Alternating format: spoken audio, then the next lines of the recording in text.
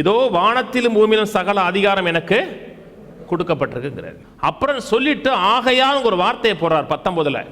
ஆகையால் நீங்க போங்க, வானத்திலும் பூமியிலும் எனக்கு அதிகாரம் இருக்கிறது, நான் போறேன்னு சொல்லல, நீங்க போங்கிற. இது என்ன கூத்தா இருக்கு? வானத்திலும் பூமியிலும் உனக்கு அதிகாரம் இருக்கு, நீ போனா கரெக்ட்.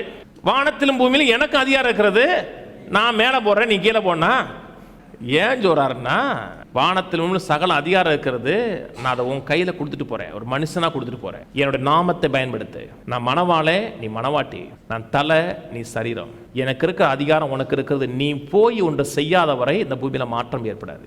கொர்நேலியு ஜெபிக்கிறான், தான தர்மம் பண்றான், நல்லவன், தேவனுடைய காரியங்களை அறிந்து கொள்ள விரும்புறான். அப்போ ஒரு தேவ தூதன் அவனுக்கு தோன்றான். யோப்பா பட்டணத்துல ஒருத்தர் இருக்கிறாரு, பேதுருன்னு ஒருத்தர்.